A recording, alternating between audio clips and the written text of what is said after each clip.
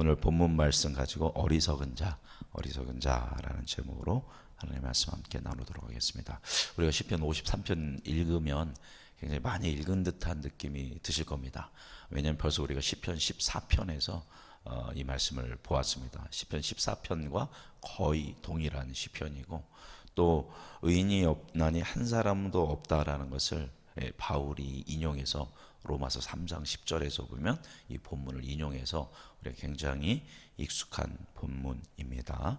자, 우리 53편 1절을 같이 읽어보겠습니다. 읽어볼까요? 어리석은 자는 그의 마음에 이르기를 하나님이 없다 하도다. 그들은 부패하며 가증한 악을 행하며 선을 행하는 자가 없도다. 어리석은 자에 대해서 시편은 이야기하고 있습니다. 시편에서, 성경에서 어리석은 자는 지능이 떨어지거나 생각하는 것이 모자라서 어리석은 결정, 어리석은 말을 하는 사람을 어리석다고 이야기하지 않습니다. 그게 아니라 뭐가 부패해서, 마음이 부패해서 하나님이 없다라고 말하는 무신론자가 어리석은 자라고 이야기합니다. 아무리 똑똑하고 아무리 지혜롭고 돈을 잘 벌고 세상에서 능력을 인정받는다 하더라도 그가 하나님이 없다라고 믿는 무신론자라면 그는 마음이 부패한 자로서 어리석은 사람이다라고 이야기합니다. 이런 사람을 무신론자라고 하죠. 그런데 오늘 시편 말씀 보면 더 어리석은 사람이 있는데, 무신론자보다 더 어리석은 사람은 뭐냐면 지적으로는, 그죠? 말로는 내가 누구를 믿는다, 하나님을 믿는다, 하나님이 계시다고 믿는다 라고 그렇게 신앙을 고백하면서 삶에서는 마치 누구 없는 사람처럼, 전혀 하나님이 없는 사람처럼 그렇게 비윤리적이고 오히려 세상 사람보다 더 악하게 살아가는 사람들이 있다라는 겁니다. 사실 그 사람은 하나님을 믿는다고 고백하고 있지만 하나님을 믿지 않는 사람입니다. 오히려 하나님의 이름을 무신론자보다 더 뭐하냐면 더럽히는 불신앙의 사람이 바로 하나님을 믿는다 말하면서도 전혀 하나님이 없는 사람인 것처럼 더 비윤리적이고 더 악하게 세상에서 살아가는 사람, 그 사람은 진정으로 하나님을 믿는 사람이 아닌 아주 어리석은 사람입니다. 이런 사람을 뭐라고 하냐면 실천론적 무신론자라고 이야기합니다. 말로는 믿는다고 하지만 삶의 실천적인 부분에서는 전혀 하나님이 없는 사람처럼 살아가는 사람.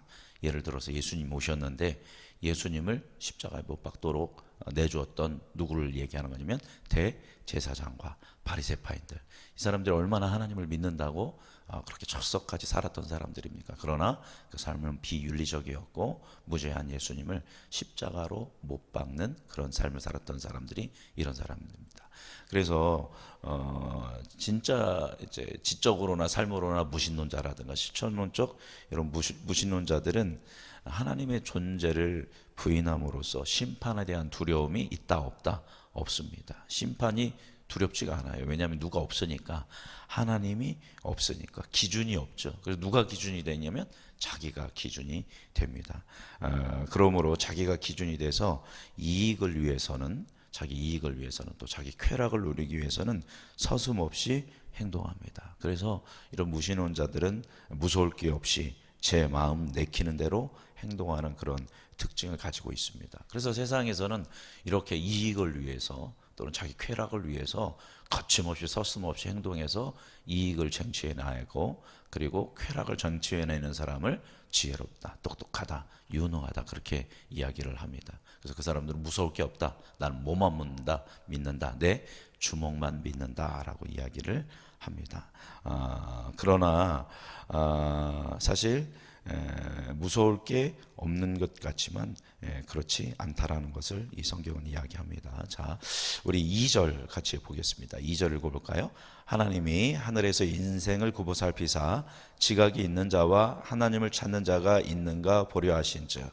이런 부패한 세상 속에서 그래도 자각을 가지고 윤리적으로 살기 위해서 애쓰는 사람, 또 하나님을 찾는 사람이 있나 하나님이 찾아보았습니다. 그랬더니 3절 읽어보겠습니다. 각기 물러가 함께 더러운 자가 되고 선을 행하는 자가 없으니 한 사람도 없도다.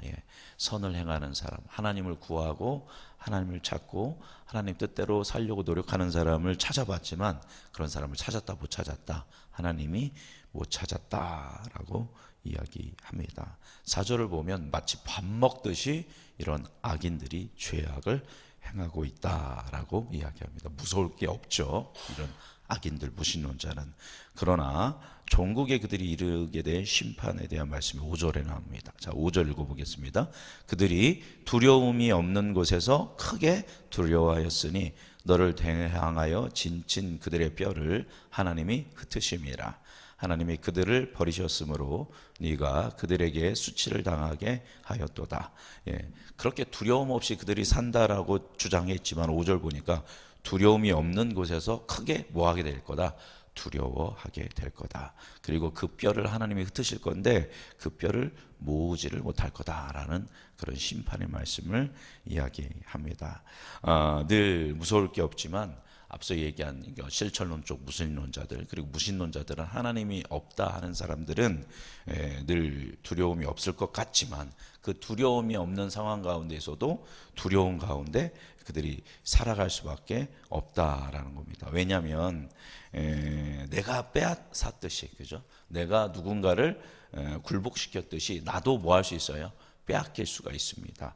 여차하면 내 재정, 내 권리, 내 권세, 이런 것들을 빼앗길 수 있기 때문에 두려움 가운데 산다라는 겁니다. 그래서 약육강식 적자 생존의 가치 속에서 두려울 게 없다지만 늘 경계하고 적대적이고 사람들에게 공격적으로 살아가는 겁니다. 그래서 사람이 여유를 부리는 것 같지만 여유가 없고 누가 나를 공격하는 거 아닌가, 누가 나를 이렇게 하지 않은가, 동일한 이런 세상의 가치 속에서 두려움에 산다라는 겁니다. 그리고 종국에는 모든 사람은 뭐를 맞이하게 됩니까? 죽음을 맞이하게 됩니다. 이제 죽음이 눈앞에 앞섰을 때에 이제 두려움이 없다라고 살았던 이런 사람들은 이제 그 영적인 두려움에 직면하게 되고 결국은 모든 사람들은 죽음으로 말미암아 이 죄에 대한 심판을 받게 되고 그의 뼈를 출 수도 없는 어떤 지옥으로 떨어지는 그런 심판의 자리에 머무는 것이 악인의 결국이다라는 겁니다. 그래서 살아서도 적자 생존 약육강신의 가치에 의해서 내 것을 빼앗길까봐 공격적이고 두려움에 이렇게 경계하며 살고 또 죽음에 앞서서는 결국 이제 지옥으로 나락으로 떨어지는 자기를 죽이는 그런 멸망하게 하는 어리석은 일을 범하게 된다라는 겁니다. 아무리 잘나고 똑똑해도 결국은 그것은 지혜로운 것이 아니라 어리석은 삶이었다라는 것을 오늘 말씀을 이야기합니다. 그러나 반대로 비록 우리는 죄인이고 우리는 어리석지만 누구를 의지하는 사람들, 하나님을 의지하며 하나님을 경외하는 사람에게는 하나님 말고는 두려울 것이 없다라는 겁니다. 참 믿음이 세워졌을 때, 하나님을 의지하며 믿음으로 살아갈 때 지금의 위기와 어려움과 고난들을 뛰어넘고 결국 우리도 죽음을 맞이하겠지만 예수 그리스도로 말미암아 우리는 하나님의 나라에서 영원한 생명을 누리게 될 줄 믿습니다. 그래서 살아서도 주님이 우리를 보호하시고 인도하실 것이고 죽어서도 영원한 영생의 삶에 들어가게 하시는 분이 누구다? 하나님이다. 그래서 우리는 유신론, 하나님은 분명하게 계시다라는 걸 믿어야 하고, 또 유신론이 이르되 실천론적 무신론이 아니라 실천론적 유신론으로 우리가 일생을 살아갈 때도 내가 누구 믿는 사람처럼, 하나님을 믿는 사람처럼 하나님을 경외하며 두려워하며 정의롭게 살아가고 사람들을 용납하고 사랑하며 살아가고 예수 그리스도의 가치를 따라 살아갈 때 우리는 이 땅에서나 죽음이 있거나 모든 영역에서 두려움 없이 살아갈 수 있는 줄 믿습니다. 진정 지혜로운 자는 누군가, 진정 어리석은 자는 누군가를 오늘 말씀을 보면서 어리석은 세상의 삶이 아니라 지혜로운 성경적 삶을 사는 저와 여러분이 되기를 주님의 이름으로 축복합니다. 오늘 우리 함께 합심해서 기도할 때 교회의 환우들을 위해서 기도해 주시고 부활의 기쁨을 누리는